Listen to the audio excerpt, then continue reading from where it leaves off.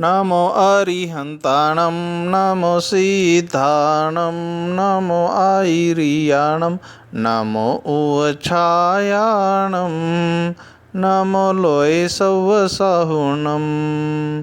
जय बोलो देवादिदेवादिनाथ भगवान की जय।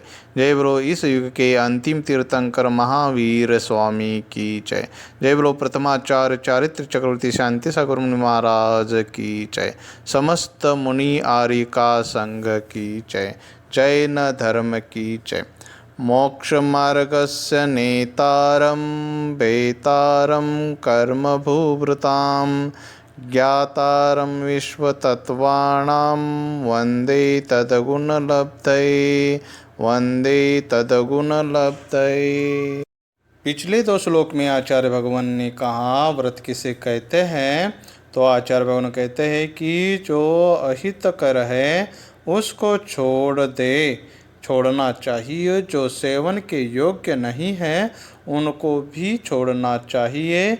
अभिप्राय पूर्वक की हुई छोड़ने की प्रवृत्ति यानी सेवन योग्य विषयों से जिनका सेवन कर सकता है पर सेवन नहीं करता वह व्रत होता है। यह खाने योग्य नहीं, यह पीने योग्य नहीं, यह इस्तेमाल करने योग्य नहीं, फिर भी मैं इसको नहीं लूँगा, इसी का नाम व्रत है।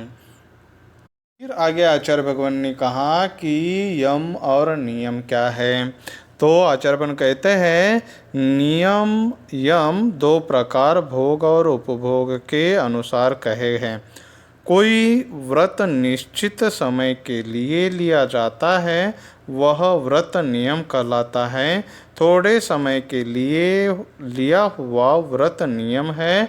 जीवन पर्यंत के लिए लिया हुआ व्रत यम कहलाता है। जो जीवन पर्यंत के लिए व्रत धारण किया जाता है वह उसका नाम यम है।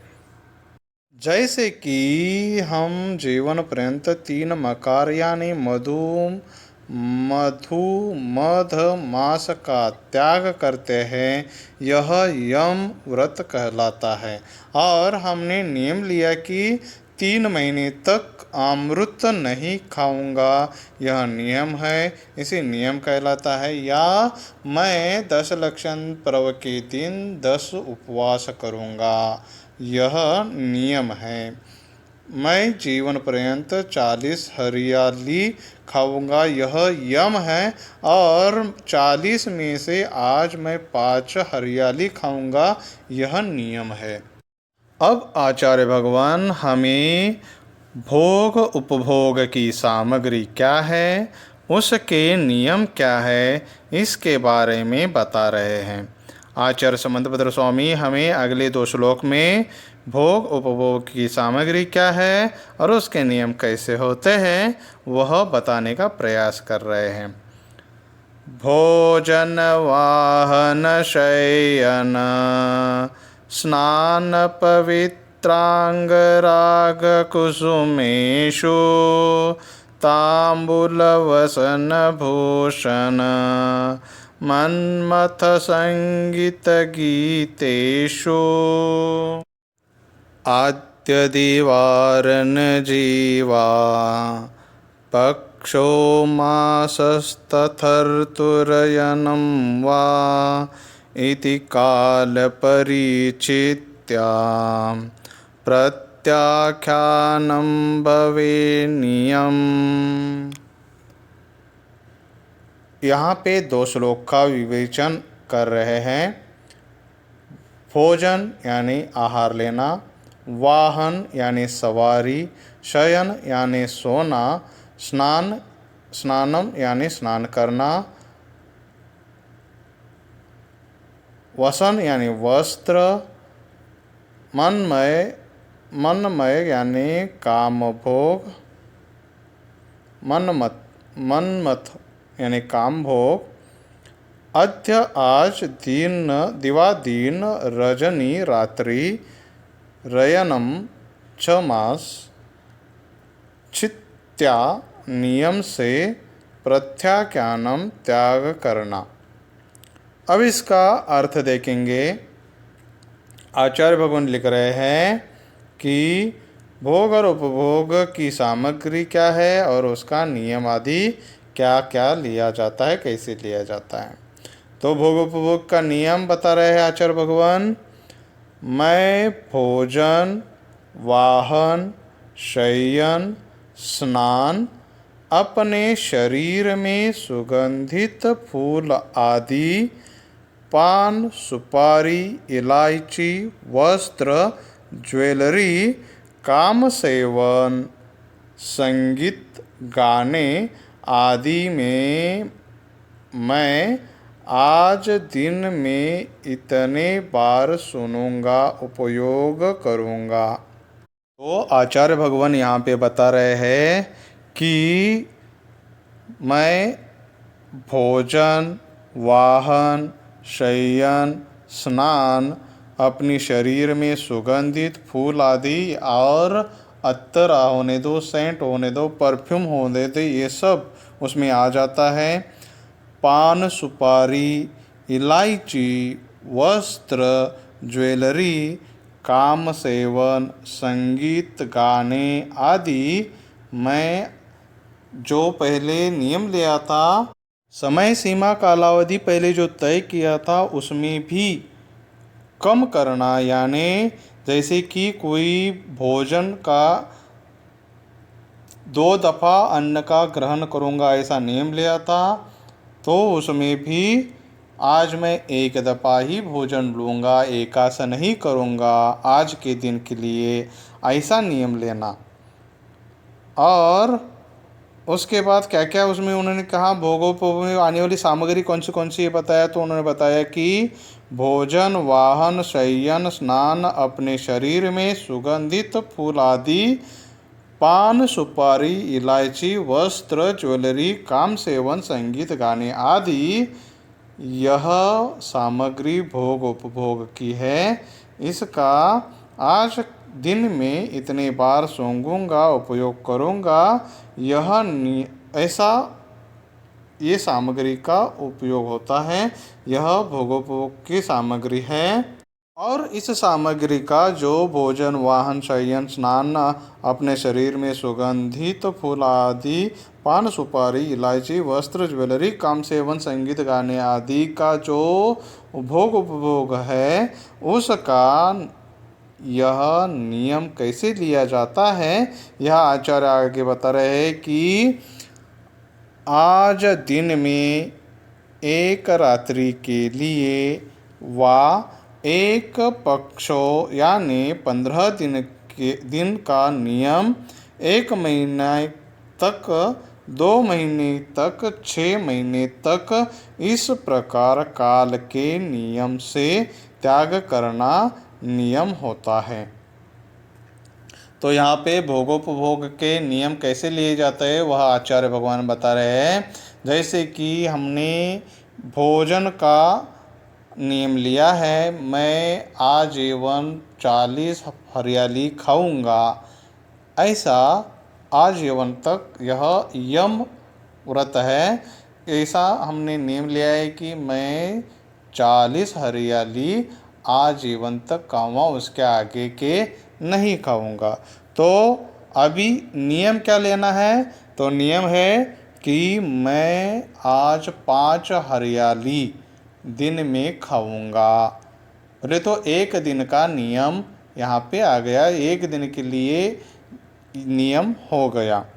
उसके बाद क्या होता है, तो यह 1 महीने के लिए हो, यह 15 दिन के लिए हो, 1 महीने के लिए हो, 2 महीने के लिए हो, 6 माह के लिए हो, 6 महीने के लिए हो। इसका नियम जैसे कि मेरे पास 5 गाड़ियां हैं, मैं 5 गाड़ी के ऊपर गाड़ी का इस्तेमाल नहीं करूंगा या मैं गाड़ी में नहीं बैठूंगा। तो ऐसा नियम लिया। तो आज के लिए मेरे पास 5 गाड़ियों में से मैं आज इस 1 ही गाड़ी का इस्तेमाल करूंगा। मैं 2 महीने के लिए यह 1 ही गाड़ी इस्तेमाल करूंगा। मैं 6 महीने के लिए यही 1 ही गाड़ी इस्तेमाल करूंगा। यानी इतने परिग्रह का फिर से त्याग हो गया, वह परिग्रह उतना कम हो गया।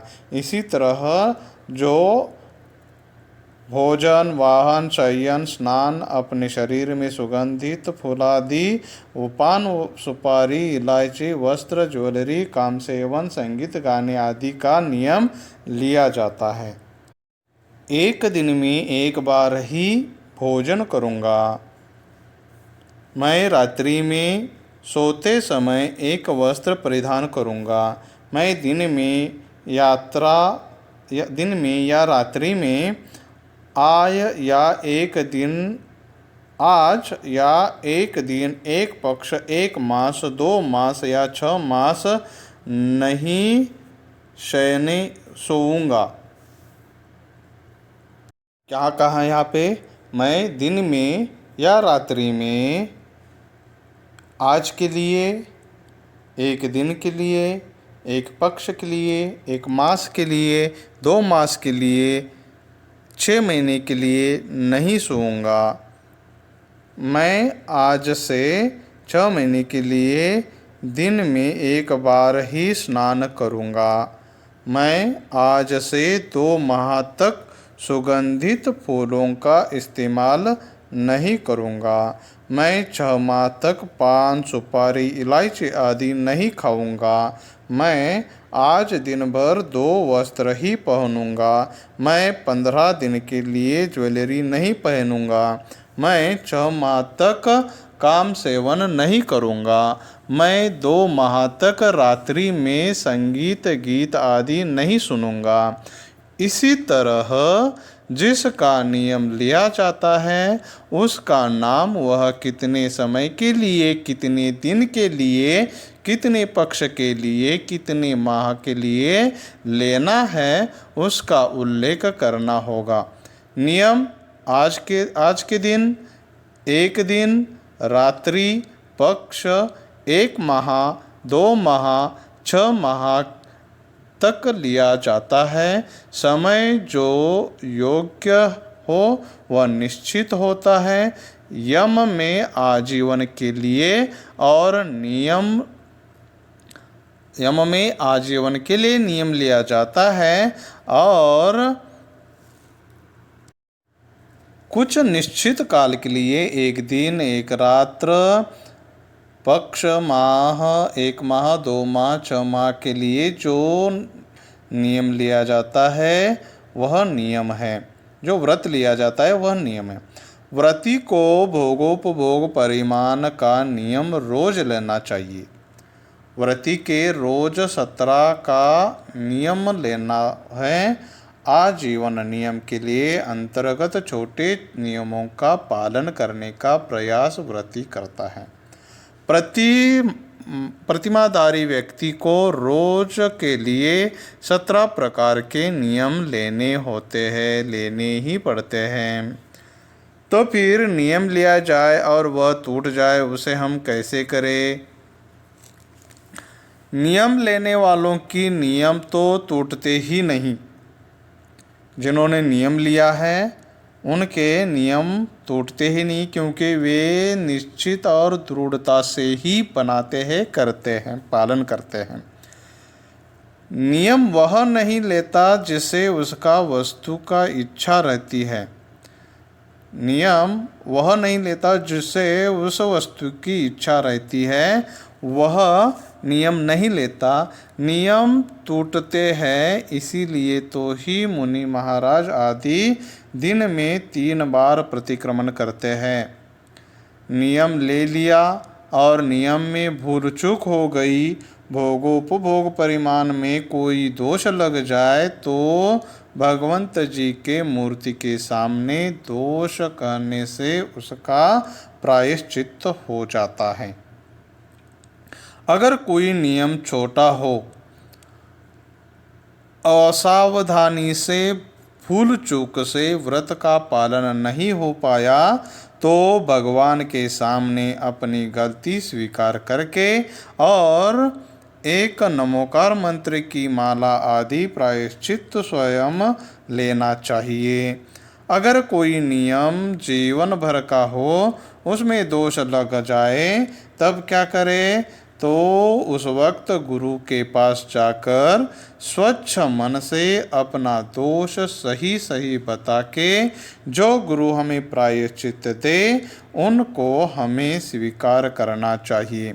बड़ी प्रसन्नता से स्वीकार करना चाहिए। यह दोष मेरे नियम में लगा था, आज आज गुरु प्रक्षालन ने दूर होगा, इसीलिए मैं प्रायश्चित बड़े आराम से लूँगा। नियम को धारण करते समय अपने घर की अनुकूलता, स्वास्थ्य की अनुकूलता, अपनी परिस्थिति देखकर नियमों को धारण करना है। लेकिन नियमों को धारण करना बहुत जरूरी है। निरंकुश जीवन नहीं गुजरना चाहिए। निरंकुश जीवन नहीं गुजरना चाहिए। संयम रूपी अंकुश के साथ में जीवन गुजरना चाहिए। अपने घर में अपने बच्चों को भी जैन धर्म के शिक्षा दिलावे। संस्कार बचपन में दिए तो जीवन भर रहेंगे। इसीलिए बच्चों को एक वही बनाएं और नियम लिखे। रोज जिन दर्शन, घर में पानी छान के पीना, शाकाहारी भोजन, मधुमांस मद्य का त्याग, चाह कॉफी आदि का त्याग, 10 लक्षण का नियम आदि जो भी हो बच्चों को बचपन से ही सिखाना चाहिए। जैन धर्म का संस्कार उन पर होना चाहिए। वह संस्कार आजीवन तक रहता है। बचपन में दिए गए सभी संस्कार आजीवन तक रहते ही है। बच्चे उसका अच्छे से पालन भी करते हैं। जो नियम छोटे हैं वह मंदिर में भगवान के सामने लिए जा सकते हैं, पर जो बड़े नियम है वह तो गुरु महाराज, आचार्य, मुनि, आरिकाओं के पास जाकर ही नियम लेना चाहिए। इतना ध्यान रखना, जो नियम ले रहे हैं उनमें जो असुविधा है उनकी छूट रख लेना। जैसे नियम है कि मैं नित्य देव पूजा करूँगा, उसमें छूट भी रखे कि परदेश गमन या अपना गांव छोड़ दूसरे गांव चले गए तो छूट आदि के तरह। महिलाएं जरूर लिख ले कि अशुद्धि अवस्था की छूट। कोई पतिराज धर्म के विरोध होते हैं, उस वक्त नियम ऐसा लो कि घर में शांति बने, माहौल खराब नहीं हो। नियम ऐसा लो जैसे घर में भी शांति रहे और मन चित्त में भी शांति रहे। अब आचार्य भगवान बता रहे हैं कि भोगोपभोग परिमाण के अतिचार दोष क्या है। जो भोगोपभोग परिमाण के अतिचार है उसको आचार्य भगवान विशद कर रहे हैं। विषय विषतो अनुप्रेक्षा नो स्मृतिरतिलोल्यमतितृषा अनुभव भोगोपभोग परिमा व्यतिक्रमः पंच कथयन्ते। इसका अर्थ देखिए, पंचेंद्रिय रूपी विषय रूपी विष से उदासीनता नहीं होना, यानी उपेक्षा नहीं होना। आचार्य क्या कह रहे हैं? पंचेंद्रिय रूपी विषय रूपी विष से, पंचेंद्रिय रूपी विषय रूपी विष से उदासीनता नहीं होना, यानी अपेक्षा नहीं होना।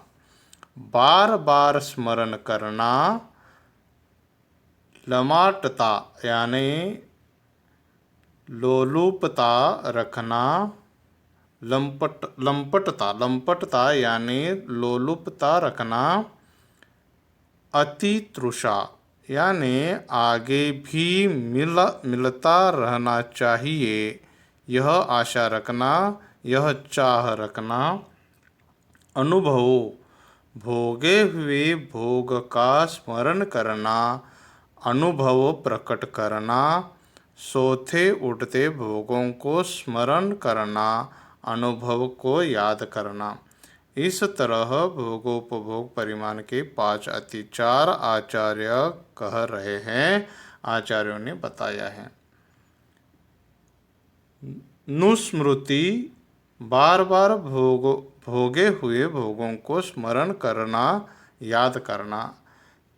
तिलौल्य यानी लंपटता यानी लोलुपता रखना। अति तृषा यानी भोगे हुए भोग आगे भी मिलता रहे, यह चाह रखना। अनुभव भोगे हुए भोग का स्मरण करना, अनुभव प्रकट करना। सोते उठते भोगों को अनुभव का याद करना। तो फिर भोगोपभोग परिमाण व्रत के अतिचार तत्वार्थ सूत्र में अलग दिए हैं, और यहाँ अलग क्यों? तत्वार्थ सूत्र में आहार के संबंध में अतिचार दिए हैं। सचित्त संबंध, सम्मिश्र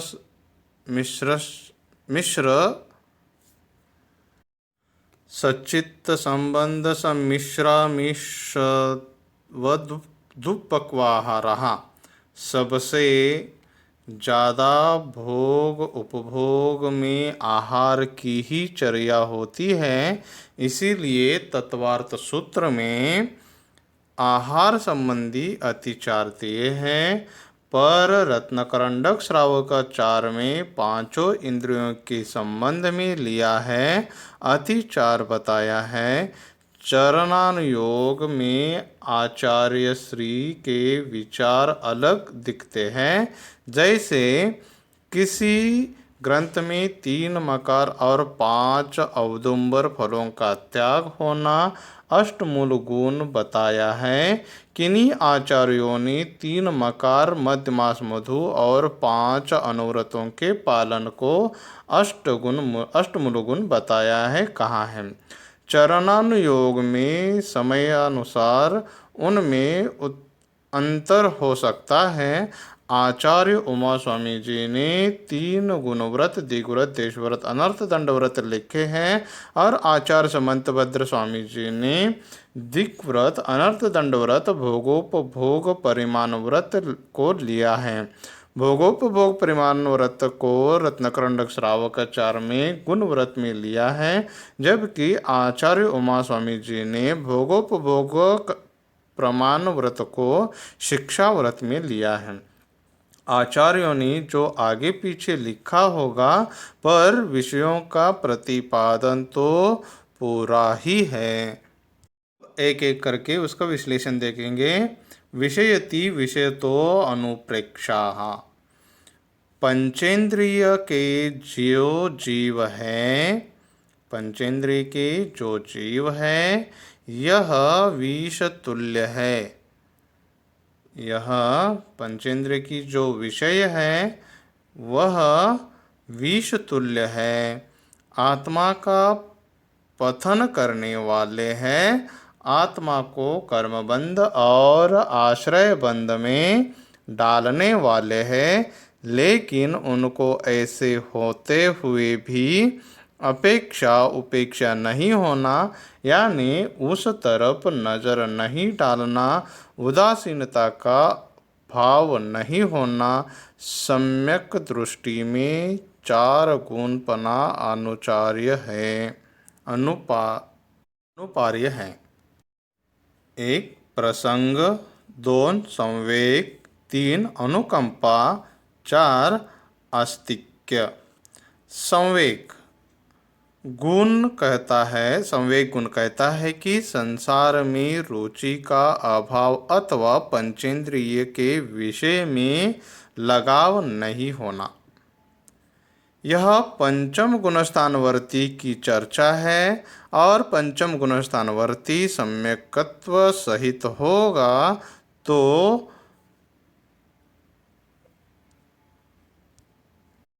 वह तभी होगा जब संवेग गुण उसमें है।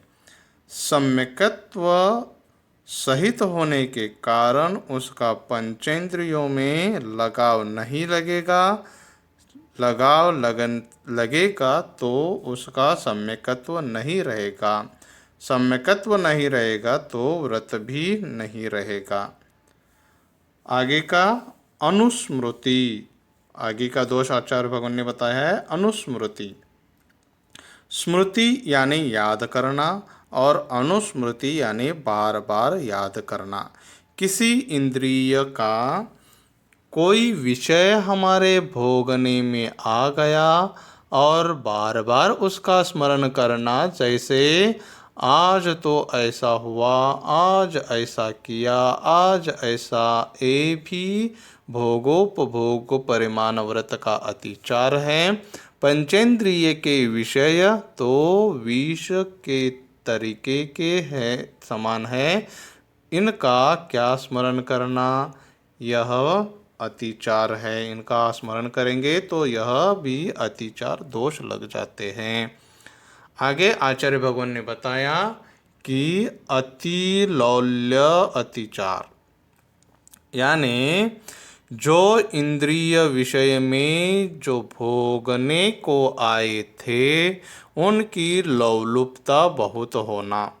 जिस समय उस पंचेंद्रियों के विषयों को भोगे उस समय बड़े लोलुपता से भोगना, बहुत राग सहित उस पंचेंद्रिय को के विषयों को भोगना, लौलुपता अत्यधिक होना, इसका नाम अति लौल्य अतिचार है। सम्यक दृष्टि तो भोगों को भोगता नहीं, उसको भोग भोगने पड़ते हैं और एक बार भोग भोगने पड़े पर उसकी लौलुपता नहीं रहती।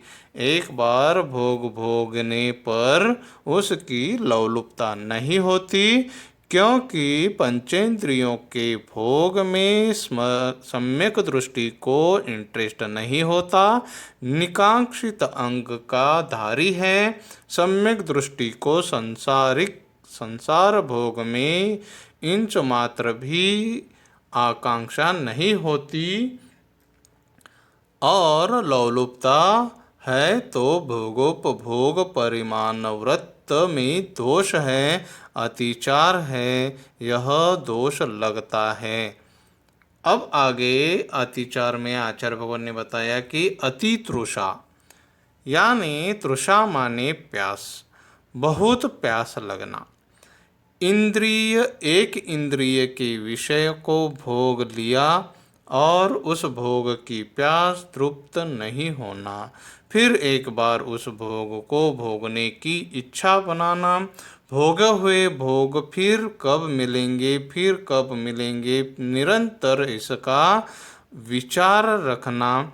ऐसे विचार मिथ्या दृष्टि है। सम्यक दृष्टि ऐसा विचार नहीं करता, वह तो सोचता है कि ऐसा समय कब आए कि इंद्रिय विषय का भोग ही समाप्त हो जाए और शुद्धोपयोग में आ जाऊं, ऐसे विचार वाला होता है। इसीलिए सम्यक दृष्टि अति तृषा नहीं होती, सम्यक दृष्टि के अति तृषा नहीं होती और भोग उपभोग परिमाण व्रत में अति तृषा है तो वह अतिचार है, ऐसे आचार्य भगवान ने कहा।